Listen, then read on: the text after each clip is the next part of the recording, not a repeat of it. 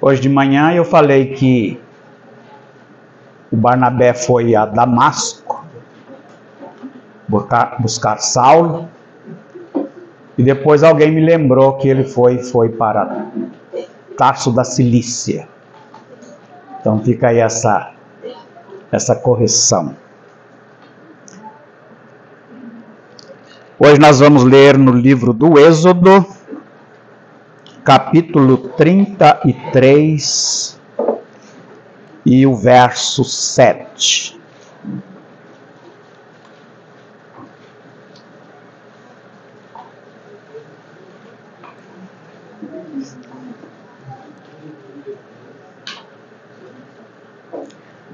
Livro do Êxodo, capítulo 33, verso 7.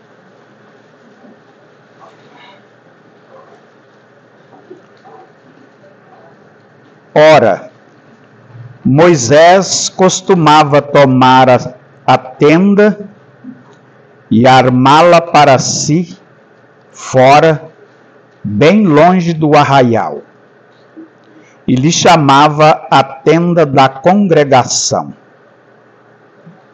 Todo aquele que buscava ao Senhor saía à tenda da congregação, que estava fora do arraial.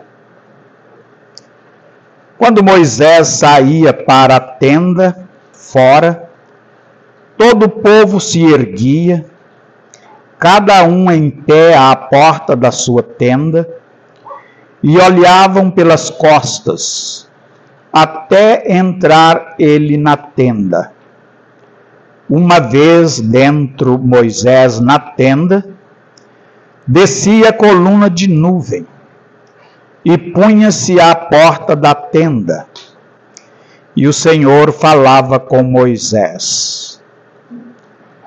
Tendo todo o povo via a coluna de nuvem, que se detinha à porta da tenda, todo o povo se levantava, e cada um à porta da sua tenda adorava ao Senhor.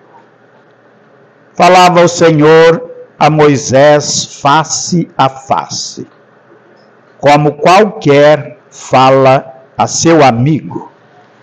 Então voltava Moisés para o arraial.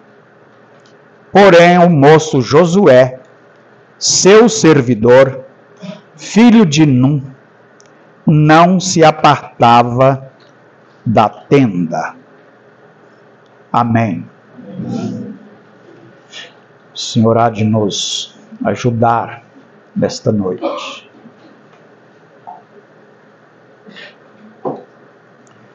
Hoje nós vamos pensar um pouquinho no moço Josué. A palavra moço indica a idade das pessoas mais jovens. No livro de Gênesis, quando o Senhor estava narrando a história de Noé, ele disse que Jafé era o filho mais moço de Noé. Isso quer dizer, ele era mais novo do que Sem e Cão. No Novo Testamento, na carta a Tito, o apóstolo diz que os moços devem ser criteriosos. E criteriosos quer dizer ter habilidade em identificar a verdade. Ter habilidade em identificar a verdade. Talvez por causa desse tempo, que eles têm a memória ainda muito boa, eles vão ter facilidade em identificar a verdade. Especialmente no Antigo Testamento, A Bíblia fala muito dos moços que acompanhavam pessoas mais velhas. Aí se a gente lê dos profetas, dos juízes, dos comandantes, dos generais, todas essas pessoas tinham lá o seu moço, e alguns até mais de um. Os guerreiros, por exemplo, tinham lá os seus moços. O moço mais famoso das Escrituras, eu creio que é Josué. Agora, eu não sei se os créditos é para Josué ou é para o seu senhor, que era Moisés. Possivelmente, os créditos eram para Moisés. Os entendidos dizem que Moisés era estadista, era libertador, era historiador, poeta e legislador. E foi o maior escritor do Velho Testamento. Os 5 primeiros livros da Bíblia foi ele que escreveu. Moisés nasceu naquele período do decreto de Faraó. E Moisés, ou os seus pais, os pais de Moisés, foram citados na carta aos Hebreus como sendo um herói da fé.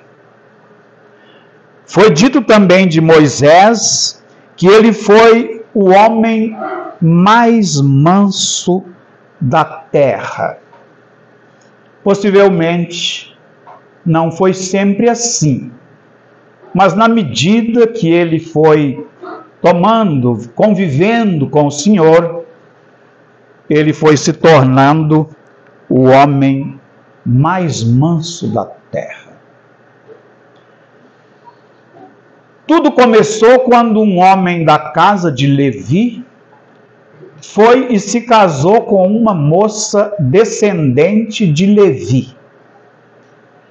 E mesmo no tempo do decreto de Faraó, eles estavam em liberdade para gerar filhos. Então Moisés foi gerado nesse tempo do decreto de Faraó, que ia jogar todos os meninos no rio. Anrão e Joquebede. Anrão e Joquebede, os pais de Moisés, então geraram esse homem nesse período. A vida de Moisés foi dividida em 3 partes. 40 anos no Egito, 40 anos no deserto e depois 40 anos guiando o povo de Israel para a terra prometida. Esse homem foi marcado pela influência dos seus pais.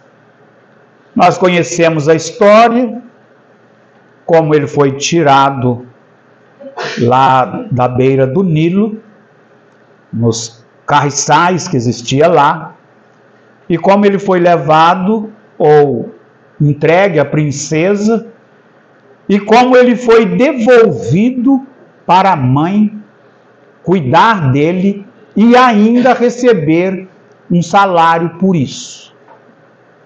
Então os pais influenciaram esse menino de tal maneira que no tempo devido ele teve a coragem de desprezar as honras do Egito para viver com os seus irmãos do passado. No Velho Testamento é muito comum a gente ouvir a palavra Deus de Abraão, Deus de Isaac e Deus de Jacó. Só que quando o Senhor falou com Moisés na sarça, ele disse para Moisés que ele era o Deus do seu pai, o Deus do teu pai. O pai de Moisés está aqui recebendo um destaque, junto com os heróis da fé. E o Senhor dizendo: eu sou o Deus de teu pai. No capítulo 32, é o capítulo que fala que Israel fez o bezerro de ouro para adorar. Moisés tinha ido ao monte com Josué para receber as tábuas da lei, e ele ficou 40 dias. Então o povo sugeriu a Arão que fizesse um bezerro de ouro, que seria o Deus que tirou eles do Egito, e que eles então iam adorar esse Deus de ouro. E o mais absurdo do que isto é que Arão aceitou a proposta. E ele fez o bezerro de ouro para Israel adorar. O Senhor falou com Moisés lá no monte: vai, volta, porque o seu povo se desviou. O povo que você tirou do Egito se rebelou. E Moisés e Josué vão em direção ao arraial, e tanto Moisés como Josué, eles ouviram a voz do povo no arraial. Josué disse que aquele povo gritava, e Moisés disse: mas é um cântico alegre. Ou seja, o povo estava cantando de uma maneira vibrante, mais do que a gente cantou aqui. Para a tristeza do coração de Deus, o povo de Israel estava muito feliz, adorando o bezerro de ouro. Segue aquela disciplina, né, que Moisés aplicou, mas depois veio uma outra disciplina muito pesada. A gente lê no livro do Êxodo, no capítulo 18, e o verso 7, que a tenda de Moisés era montada no meio do arraial. Ou seja, em tempos normais, a tenda de Moisés era montada lá no meio do povo. Mas agora, depois do bezerro de ouro, Moisés toma a sua tenda e vai bem longe, fora do arraial, e ele monta lá a sua tenda, que também foi chamada de tenda da congregação. O arraial tinha desprezado o Senhor e estava adorando um Deus de ouro. Semelhante ao nosso tempo, o mundo despreza o Senhor.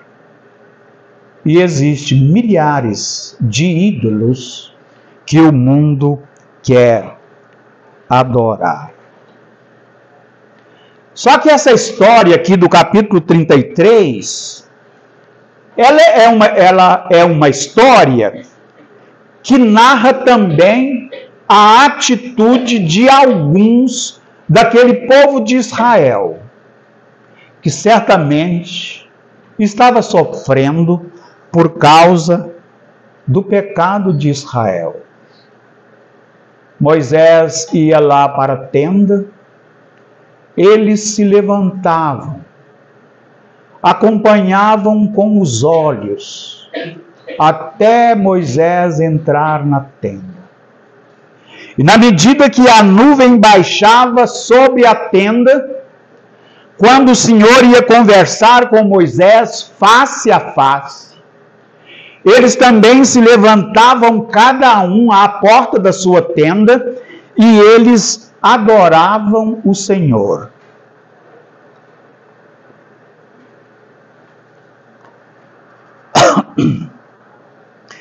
E ali estava Moisés, Josué e o Senhor presente naquela tenda enquanto eles conversavam.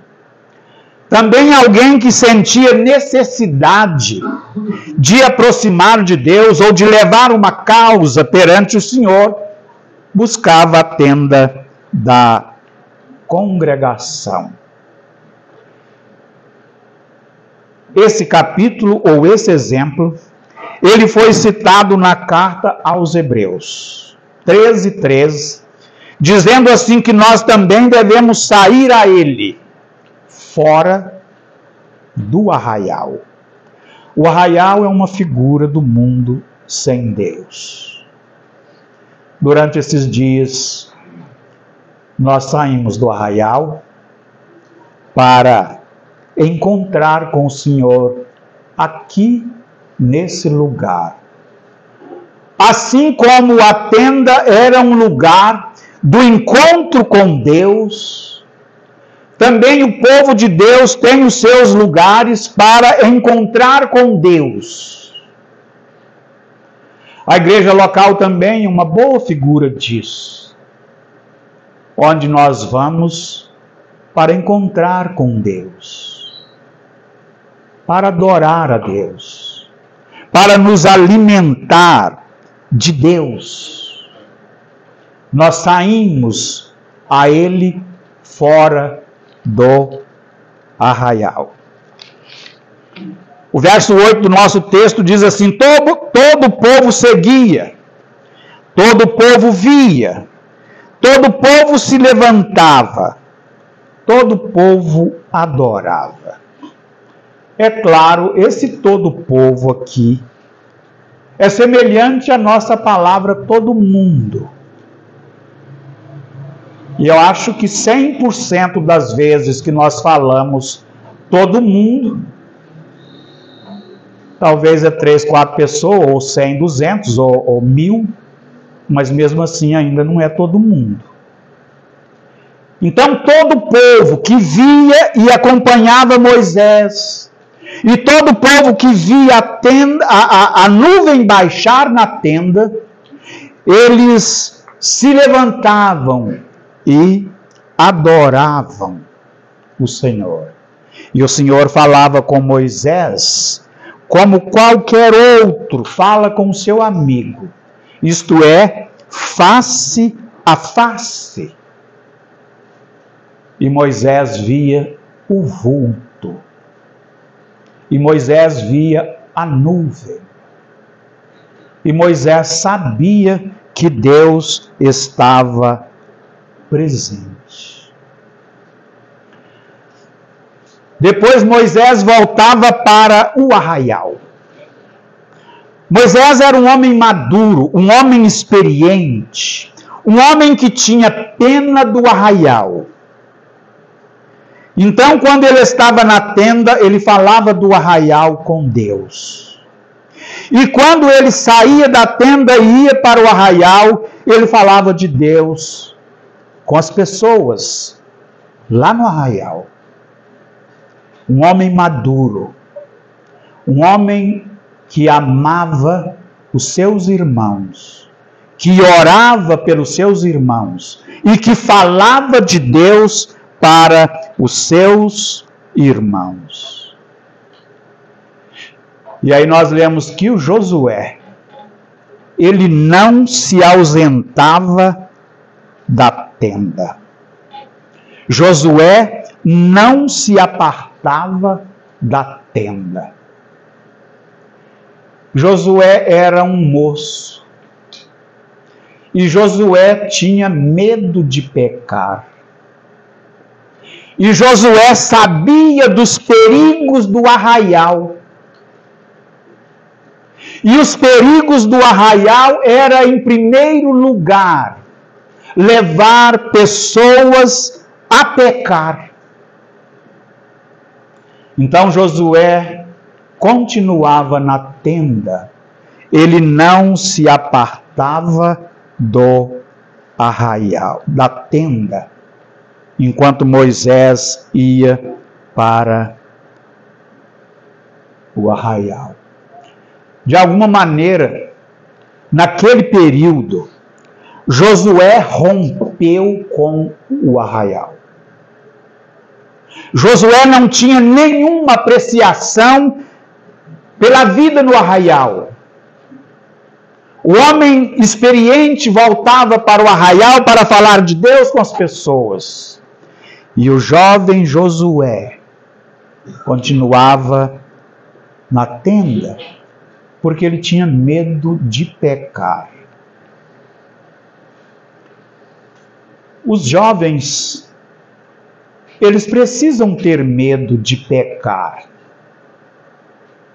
Apesar que a juventude que tem disposição e força e saúde, muitas vezes não pensam nisso,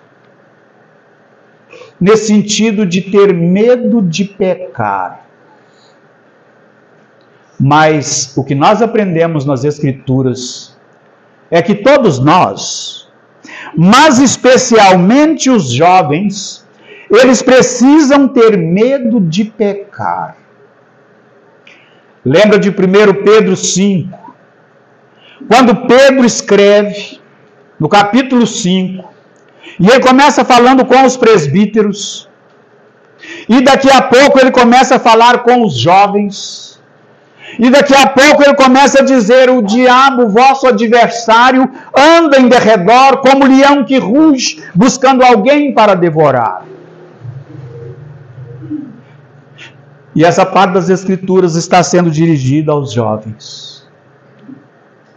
O diabo, vosso adversário, ele anda em derredor, como um leão que ruge, procurando alguém para devorar. Os jovens precisam ter medo de pecar. Existem pessoas, membros da igreja, jovens, moços e moças, membros da igreja, que talvez fazem viagens longas, sem comunicar à igreja. Existem jovens, membros da igreja, que passam muitos domingos sem participar da ceia. E talvez não dão nenhuma explicação para isso.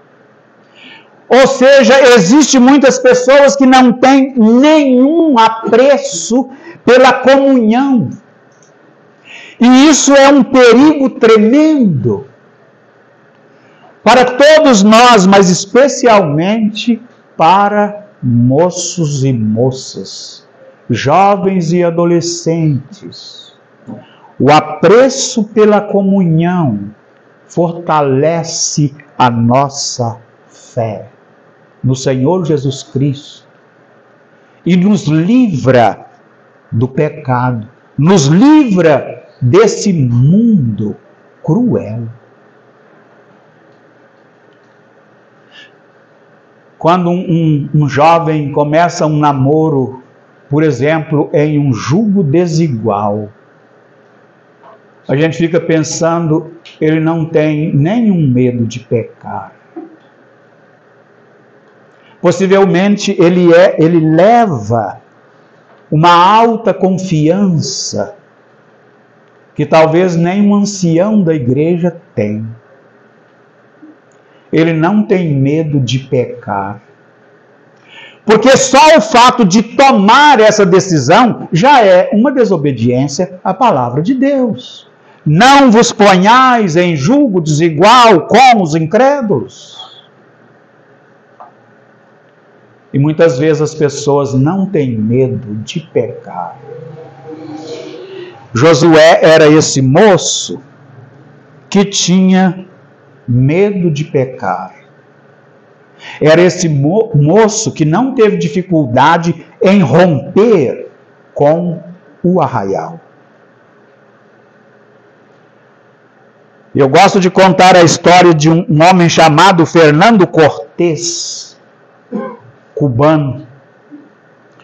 E ele tomou vários navios com soldados, e ele foi em uma terra distante para conquistar uma terra.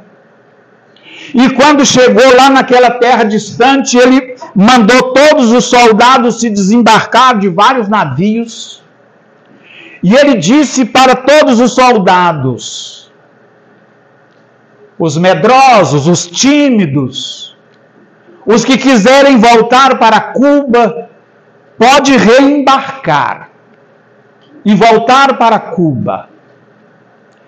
E houve um silêncio naquela multidão. E daqui a pouco ele disse, então vamos queimar os navios.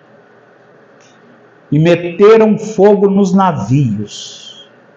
Como quem quer dizer, nunca mais nós voltaremos atrás. A vida cristã é um caminho sem volta.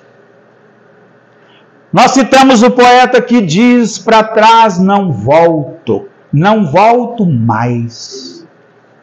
E nós, os crentes no Senhor Jesus, velhos e adultos e jovens e crianças, nós devemos romper com esse mundo de pecado, romper com o arraial, não deixar nenhuma coisa que nos atrai nesse mundo cruel.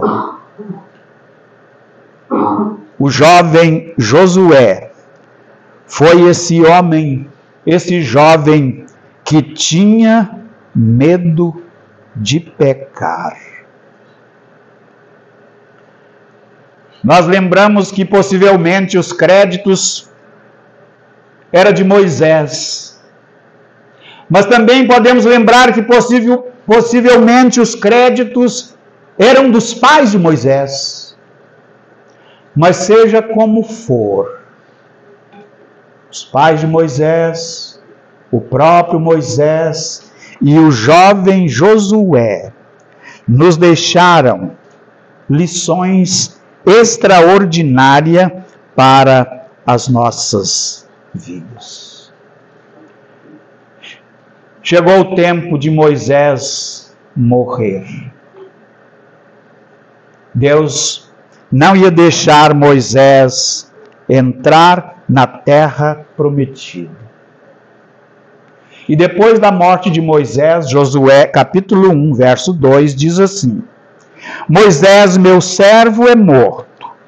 Dispõe-te agora, passa este Jordão, tu e todo este povo, a terra que eu dou aos filhos de Israel. Passa este Jordão, tu e todo este povo. Os estudiosos gostam de lembrar que Moisés não ia entrar na terra, porque ele é um representante da lei. E a Bíblia diz que a lei nos serviu de aio, ou de guia, para nos conduzir a Cristo. E de fato foi assim. Moisés viu a terra distante, e o Senhor não permitiu ele entrar na terra. Vem Josué, esse moço que é a figura da graça, que agora nos leva a Cristo, com o nosso coração contrito e arrependido. E a primeira coisa que acontece com Israel é atravessar o Jordão. E a Bíblia na carta aos Romanos vai falar que nós fomos batizados com ele na sua morte. E o Jordão é uma figura interessante nesse sentido. Se Moisés é um representante da lei, que não teve como conduzir o povo à terra, e que Josué é uma figura da graça, e que leva aquelas pessoas à terra prometida, a graça também nos levou à fé, nos levou a Cristo, com os nossos corações contritos e arrependidos. E essas figuras, talvez bem difícil de ser aplicada, mas faz bem aos nossos corações, quando nós descobrimos que a graça nos salvou. E nós fomos mortos e sepultados na morte pelo batismo. Depois de salvos, depois de crente no Senhor Jesus, moços e moças, velhos, adultos, que um dia com o coração contrito e arrependido creram no Senhor Jesus, o passo seguinte é descer ao batismo. Disse o apóstolo na carta aos Romanos, para andar em novidade de vida. Um dia desse, eu e um outro irmão fomos convidados para conversar com uma senhora idosa. E a família dizia, olha, nós não temos como discernir que aquela senhora é salva. E nós fomos lá conversar com essa senhora, e vamos conversando. E aí chegamos no batismo. Nós perguntamos assim para ela, foi a senhora que pediu à igreja que queria ser batizada? Ela falou, não. Mas então como é que foi isso? Ela falou, não, a igreja que me forçou para me batizar. Ah, sim.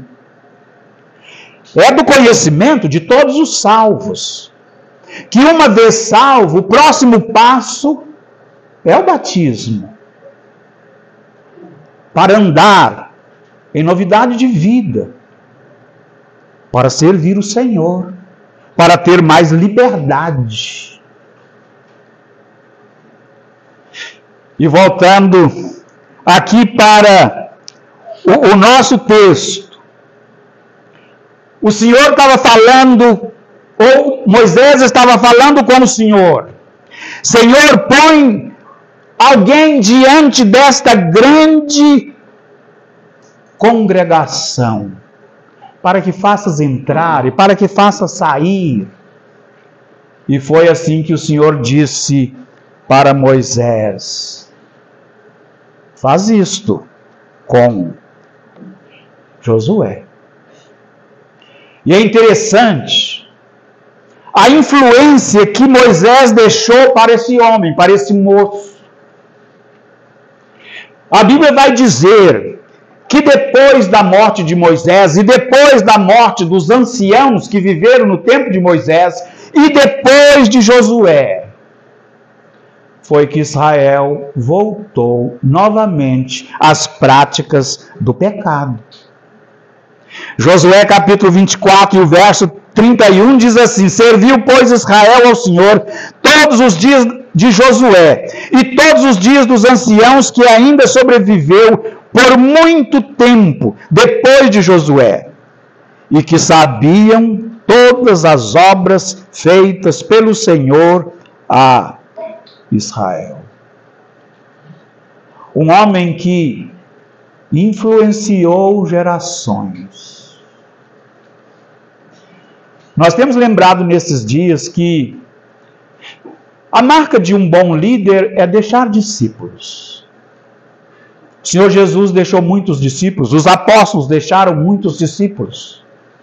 Existem igrejas locais, onde existem muitos discípulos, e ninguém está preocupado com pessoas que vão morrer daqui 1 ano ou 2, porque existem novos discípulos para dar continuidade.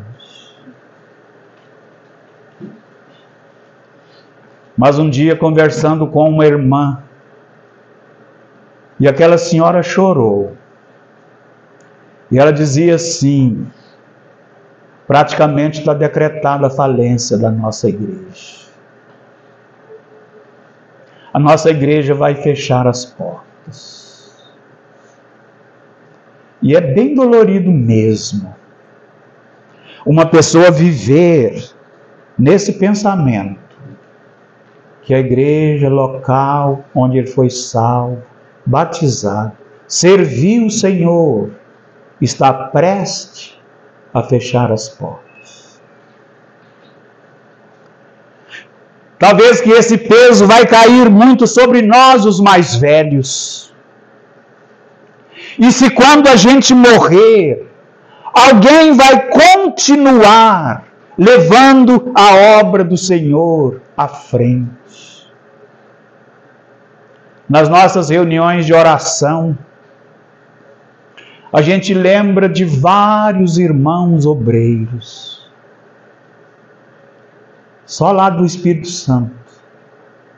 Irmão Pedro, com mal de Alzheimer. Irmão Josias, tremendamente doente, velho. Irmão Adenildo, tremendamente doente.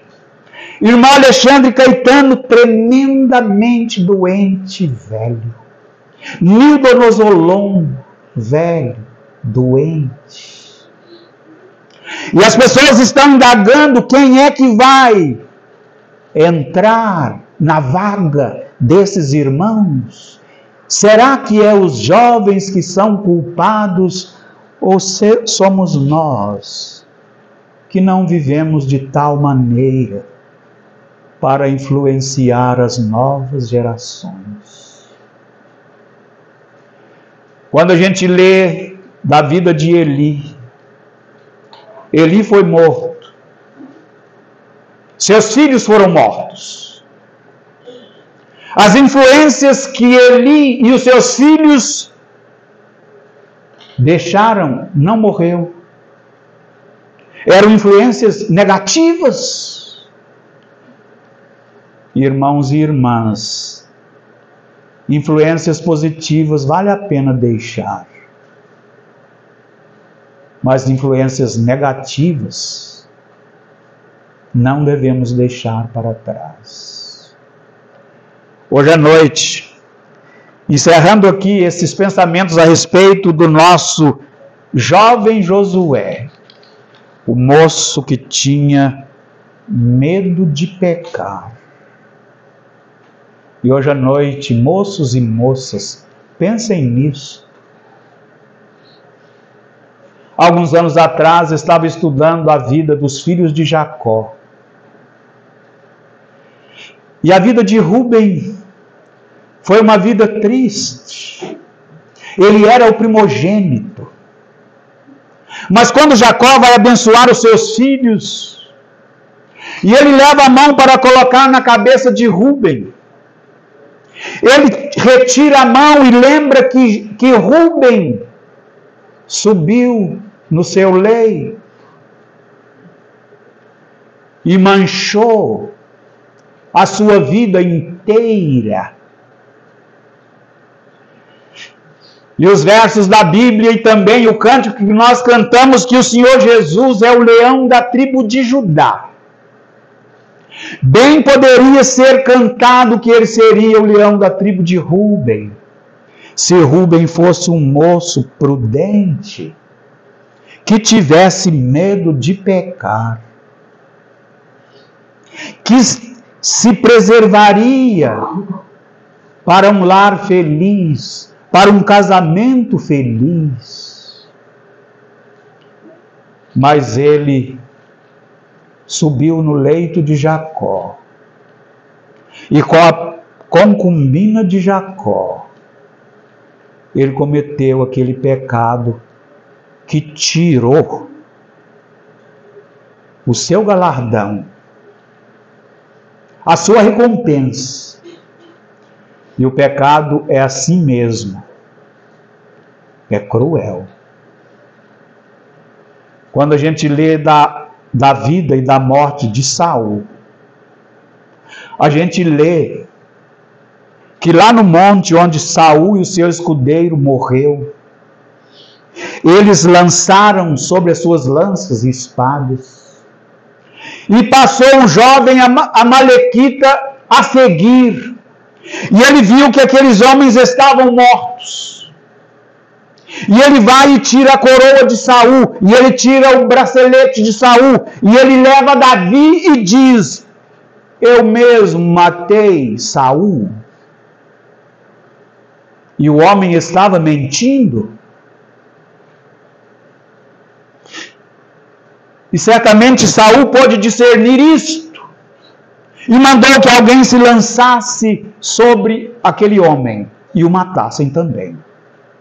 E o amalequita estava mentindo.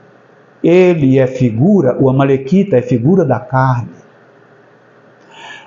Nós costumamos pregar a respeito da segurança da salvação em Cristo Jesus. E costumamos afirmar plenamente que o fato de um deslize não faz o crente perder a salvação que ele recebeu de graça na pessoa do Senhor Jesus. Agora, que é verdade que a carne tira a nossa coroa, isso é verdade. Homens e mulheres que querem chegar perante o Senhor e ter as suas obras avaliadas e receber do Senhor um galardão, ele deve viver de tal maneira para que a carne não tire a sua coroa, como a amalequita fez com Davi. Que o Senhor nos ajude nesta noite a sermos crentes fiéis, desejosos de servir o Senhor. Amém.